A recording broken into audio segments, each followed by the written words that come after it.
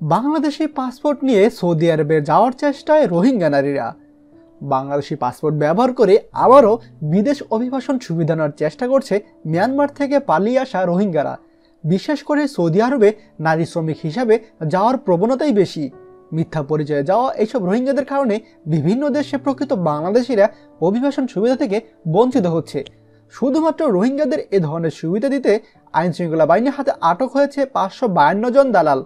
এই অবস্থায় জরুরি পাসপোর্ট দেওয়ার ক্ষেত্রে আরও বেশি কঠোর হওয়ার কথা বলছে পুলিশ প্রশাসন। গত কয়েকদিন আগে গৃহ পরিচালিকা ভিসায় সৌদি আরব যাওয়ার ঠিক আগ মুহূর্তে জনশক্তি অধিদপ্তরে আটক হয় সেতারা বেগম ও নজবিহা বেগম শিল নামে দুজন রোহিঙ্গা নারী। তারা বাংলাদেশি হিসাবে শুধুই যে পাসপোর্ট করেছিল তাই নয়, ভিসা সহ সব কাগজপত্র তৈরিও করে ফেলেছিল। পরবর্তীতে তাদের কক্সবাজারে উখিয়ায় বসবাসরত পরিবারের কাছে হস্তান্তরের পাশাপাশি পাসপোর্ট দুটিও বাতিল করা হয়।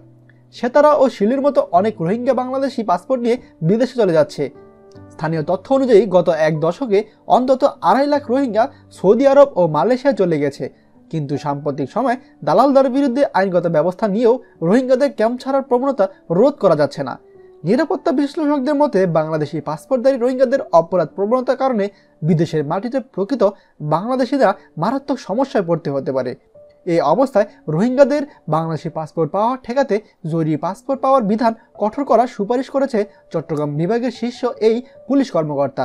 চলতি বছরের প্রথম 11 মাসে বাংলাদেশ থেকে 1,13,000 নারী শ্রমিক বিদেশে গেছে। এর মধ্যে সৌদি আরবে গৃহ পরিচালিকা হিসাবে গেছে 76,000, আর চট্টগ্রাম থেকেই নারী শ্রমিক বিদেশে গেছে 1,387 জন। আপনার কি মন্তব্য এই ব্যাপারে অবশ্যই কমেন্টে জানান। আমাদের সকল ভিডিও আপডেট সবার আগে পেতে আমাদেরকে সাবস্ক্রাইব করুন।